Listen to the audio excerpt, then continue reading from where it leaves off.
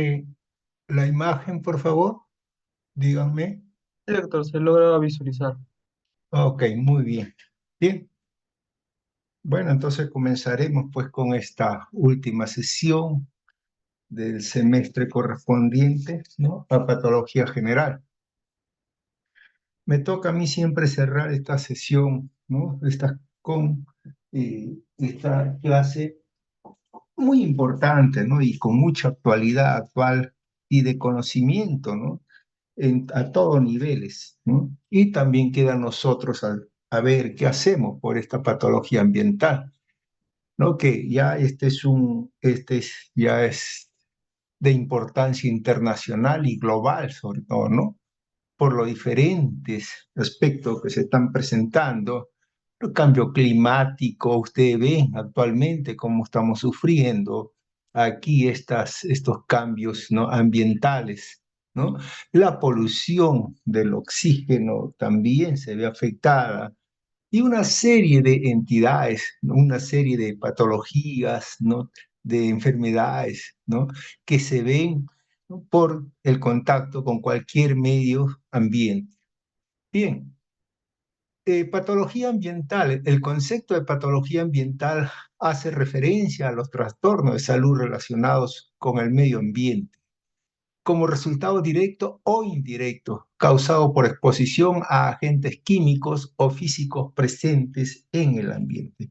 Esto, pues, entonces se refiere a que uno puede estar en contacto con cualquier tipo de lesiones, ya sean bacterias, ya sean las poluciones que hay, ¿no?, dentro del medio ambiente, y eso hace, pues, que creen cierto tipo de alteraciones en el organismo.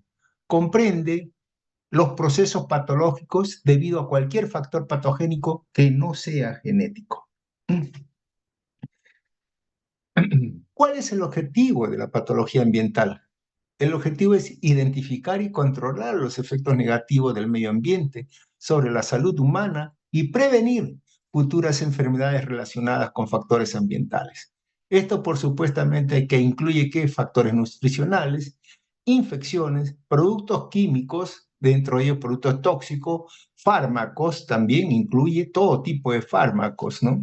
Factores físicos y también los psicosociales, ¿no? Dentro de los psicosociales también interviene lo que es la drogadicción. Problemas de la naturaleza.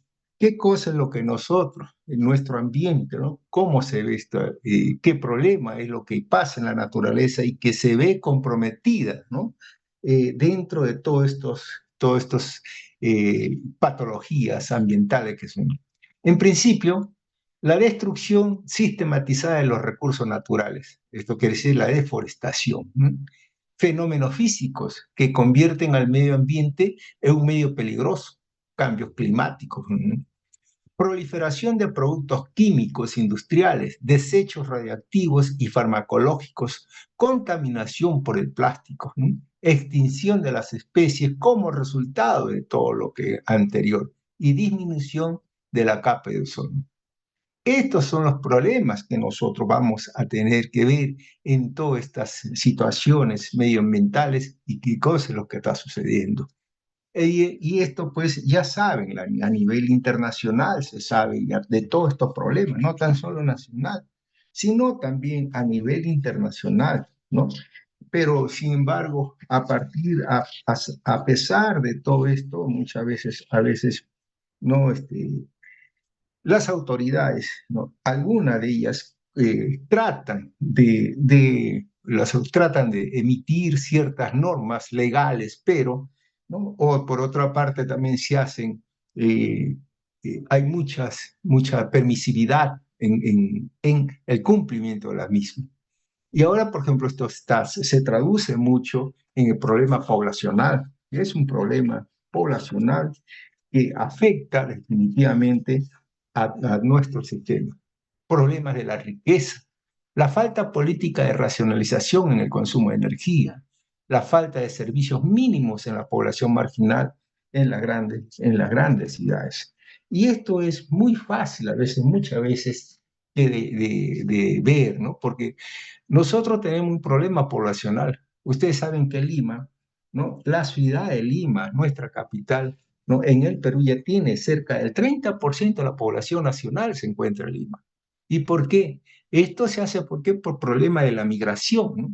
Así como buscamos, ¿no? A veces nosotros con el sueño americano, como le llaman ahí a los que salen, si siempre ustedes escuchan el sueño americano, los puertorriqueños, los cubanos, ¿no? Ahora los venezolanos, tratar un mejor bienestar acá también, porque entonces en nuestra población, si ustedes ven y conocen geográficamente, una costa bastante angosta, delgada, una sierra demasiado accidental y un mar verde que es la selva, ¿no? Entonces, este es un problema claro que si nosotros vemos ahí. ¿Por qué?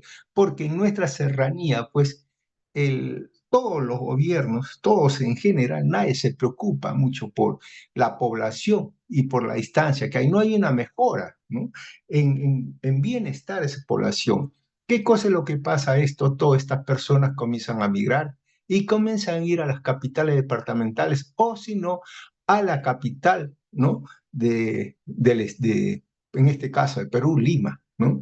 Entonces, y esto viene, pues, si hay acá una gran población, ¿no? Marginal, una población en los asentamientos humanos que le llamamos ahora, y eso cursa un cinturón en la ciudad de Lima. Esa gente que viene, pues no tiene una falta, ahí se ve una falta de servicios, no mínimo, no hay, ¿no? Servicios mínimos adecuados, faltan luz, no tienen agua, desagüe, ¿no? Etcétera. Entonces, todo esto hace pues que se cree un ambiente completamente inadecuado para la vivencia y comienzan a aparecer una serie de enfermedades. Pero no tan solo eso, sino también esto está comienzan y la gente que viene acá tiene que buscar y tratar de buscar, así como se dan muchos nacionales a Estados Unidos, no crean que se la pasan bien en Estados Unidos, ¿no? Algunos podría ser, otros y muchos y la gran mayoría tienen que trabajar para subsistir y tienen que soportar porque ustedes saben que gran cantidad, un alto porcentaje del que se va a Estados Unidos no sabe inglés. Y si no saben inglés, entonces tienen poca capacidad de trabajo o de desempeñar funciones más adecuadas o que le permita ganar más dinero.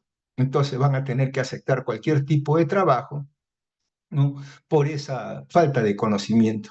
Y aquí es donde viene el problema de la riqueza, ¿no? Entonces eso equivale pues a que a veces acá nazca una nueva gente, los proletariados, ¿no? O sea, gente que, caramba, que ganan poco si solamente les sirven para subsistir y tienen que aceptar un horario, ¿no? De los grandes empresarios, ¿no? Y mientras ellos ganan mucho dinero, esto no hay una buena repartición con respecto a los trabajadores. Este es un problema de riqueza evidente que se da de inmediato. La falta política racional en el consumo de energía igual está relacionado con la falta de servicios mínimos, ¿no? Que se encuentran en estas ciudades. Ustedes saben también que las grandes poblaciones que hay acá, en todas esas poblaciones marginales, ¿no? Vienen, invaden el terreno y comienzan a construir, ¿no? A construir sin un planeamiento arquitectural. Entonces, cuando eso ya comienzan a crecer, la casa, pues, bueno, son mal construidas, ¿no? Y por eso es que muchas veces acá hay un gran temor y ahora casualmente en este último temblor o en este sismo que he visto en Arequipa, ¿no? Que estaba sobre los 7 grados, esto pues vino ahí a colación con los expertos en la cual si produce un sismo de alta envergadura en Lima, dicen que el 80% de las casas se vendrían pues abajo, o sea, se destruirían por estos movimientos, más que todo por la mala construcción, ¿no? Entonces acá todo esto es el Estado que tienen que ver. En otros países ustedes ven a veces esta gente recibe una serie de apoyos, ¿no? Sobre todo cuando son legales, pero cuando son ilegales, bueno, pues ya sabemos nosotros qué es lo que sucede, ¿no? Tenemos bastante experiencia de muchas personas, ¿no? O población que también son migrantes y no nacionales, sino internacional de otros países, ¿no? Y que, bueno, a veces este problema de la riqueza sobre el pago inadecuado hace que se dediquen o tengan otra costumbre, ¿no? Factores ambientales tenemos, toda esta patología tiene una serie de factores, físico-químico, ambiente biológico, ¿no? Ambiente psicosocial también influye en esto. Componentes de los ambientes físico-químicos tenemos el aire, el agua, el suelo, el clima, el ruido, ¿no? El nivel de ruido, el nivel de las radiaciones también que se producen en estas patologías, ¿no? Nosotros tenemos dentro de esta, por ejemplo, la contaminación del aire, la contaminación atmosférica. Esta contaminación atmosférica del aire, bueno, esta contaminación puede ser del aire externo y también del aire interno, ¿no? La contaminación en los aires internos, por ejemplo, en nuestra vivienda, ¿no? En el trabajo, en las oficinas, todo eso muchas veces las construcciones o el área donde nosotros desempeñamos nuestras funciones no están adecuadamente construidas o con mucha eficiencia, ¿no? O de repente no cuenta con ahora pues hay personas dentro de nuestro trabajo mismo. ¿Qué cosa es lo que hacen? Lo primero que llegan, encienden cigarrillos, ¿no? Entonces eso pues contamina todo el medio ambiente. Y aunque les parezca mentira, dentro de las viviendas, del trabajo, en oficinas, uno de los componentes que más afecta al medio ambiente es el tabaco, ¿no? En el ambiente, por ejemplo, en la contaminación atmosférica del aire externo, ¿no? Entonces, también tenemos que ver todos estos problemas. Y en esto tenemos, por ejemplo, que tiene que ver con el ozono, ¿no? El ozono que se produce por la interacción de la radiación ultravioleta, ¿no? Y el oxígeno. ¿Dónde se encuentra esto? Esto se encuentra pues en la estratosfera y tiene esto aproximadamente un espesor o grosor que llega sobre los 40 kilómetros de espesor, ¿no? ¿Y qué cosa es lo que hace esta capa de ozono? Esta capa de ozono nos viene a proteger a nosotros de todas las radiaciones ultravioletas emitidas por el sol. Pero ¿qué es lo que sucede acá? Toda esta parte protectora se ha visto completamente en peligro, ¿no? Y ya sabemos nosotros que en los últimos 35 años la capa de ozono ha disminuido en grosor y extensión. ¿Y debido a qué? Debido a uso de gases, por ejemplo, los clorofluorocarbonados, ¿no? O sea, los aerosoles que se utilizan, ¿no? Por ejemplo, en acondicionadores del aire o a veces en las refrigeradoras también que utilizan esto. Esto pues comienza cuando uno utiliza estos aerosoles, todo eso comienza a salir y se liberan a la atmósfera, todos estos clorofluorocarbonados. Y entonces, todos estos gases se dispersan ¿hacia dónde? Hacia la estratosfera y participan en las reacciones químicas que destruyen el ozono. Es bastante importante estas lesiones que se ven. Por otra parte, también tenemos nosotros el efecto climático, ¿no? El efecto invernadero, los cambios climáticos que se afectan. Esto es claro ahora en el cambio climático, ¿no? Si no se actúa de inmediato, el cambio climático está llamado a constituirse en la principal causa global de enfermedades ambientales en el siglo actual, ¿no?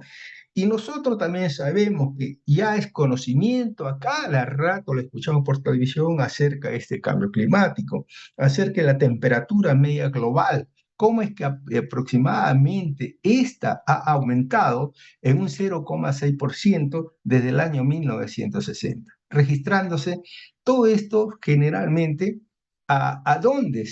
dónde afecta esto más a nivel de los polar, ¿no? Entonces, y eso comienza a ocasionar una pérdida del hielo glacial y marino, ¿no?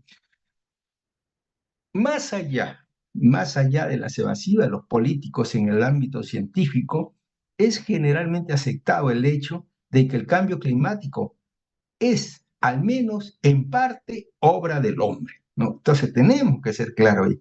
El principal responsable es el aumento de la emisión a la atmósfera de los gases de efecto invernadero, particularmente es el dióxido de carbono, ¿no? Liberado en la combustión de los combustibles fósiles, ¿no? O sea, en la gasolina.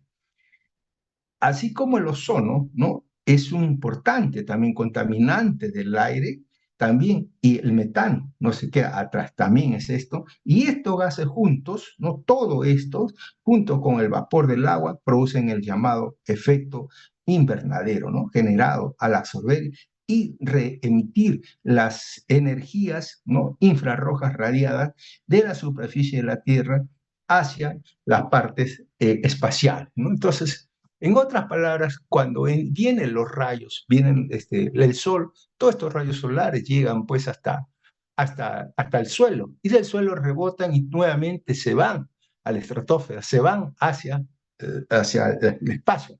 Sin embargo, ¿qué es lo que pasa?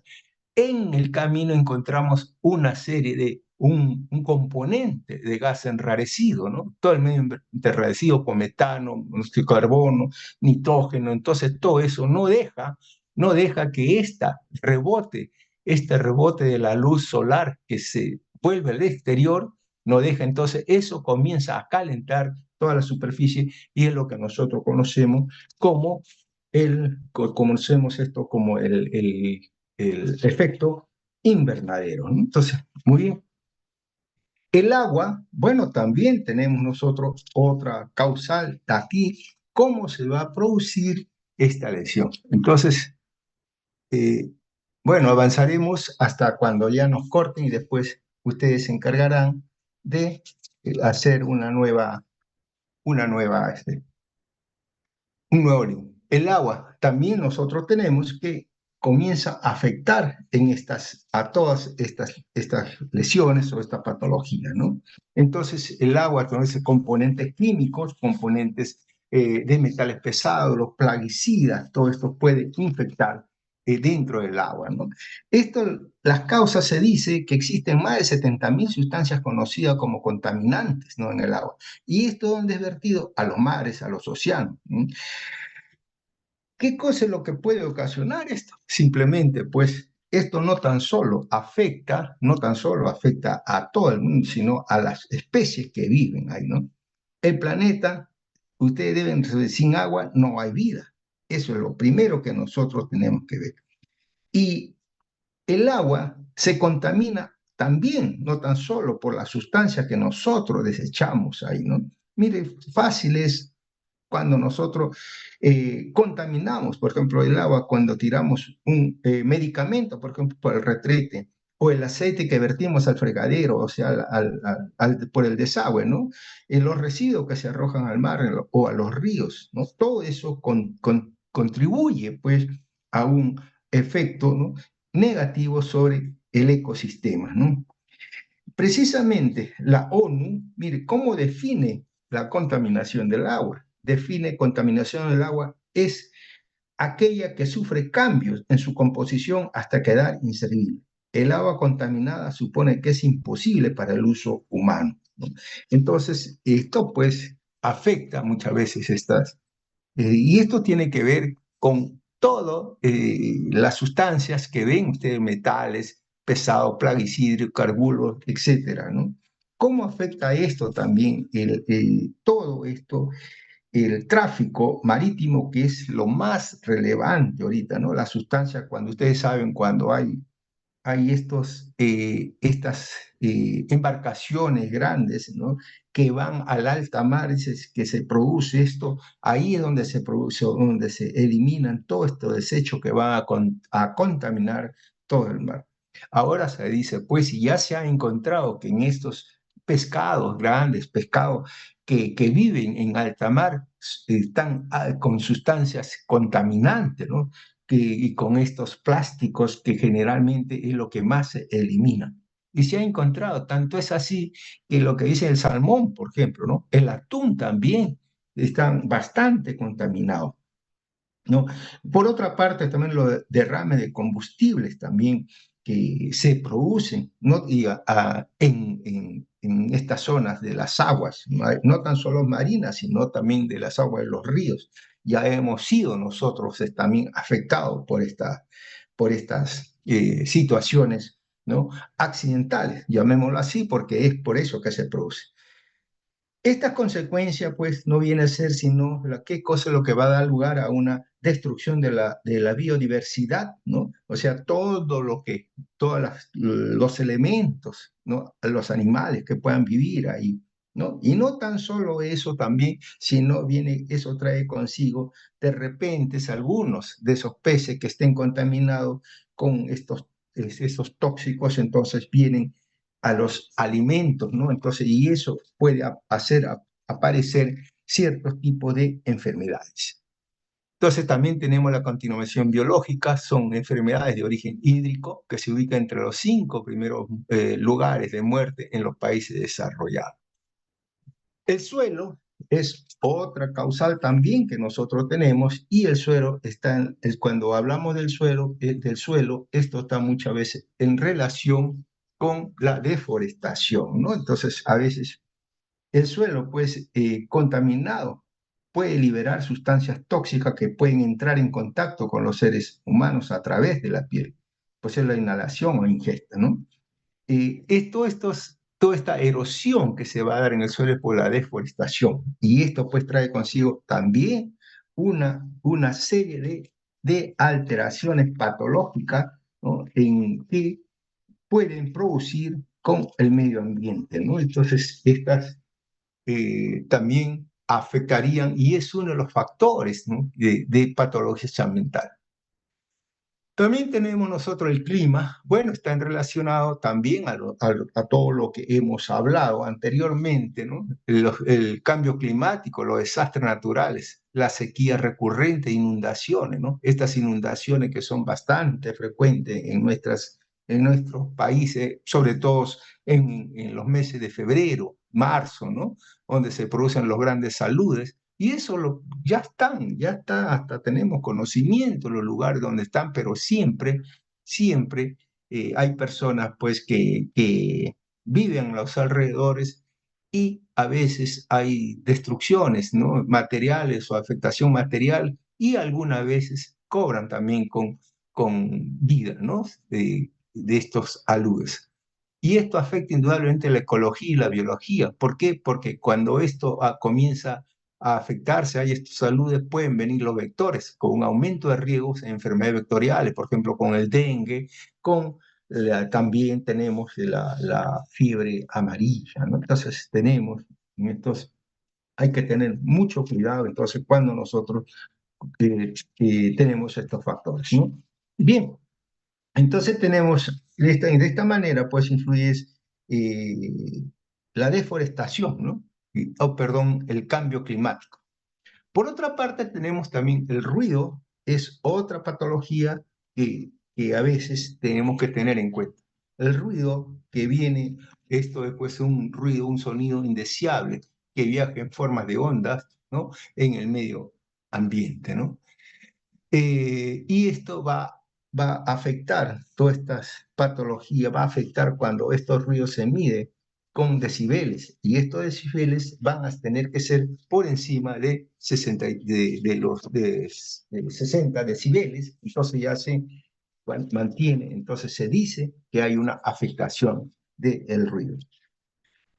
El ruido, los estudios han demostrado que la exposición continua al ruido no solamente causa molestia, ¿no? Sino que puede ocasionar trastorno en el sueño, estrés, ansiedad, depresión, irritabilidad, agresión, baja productividad, alteración de la tranquilidad y reducción de la calidad de vida y el bienestar de las personas, ¿no?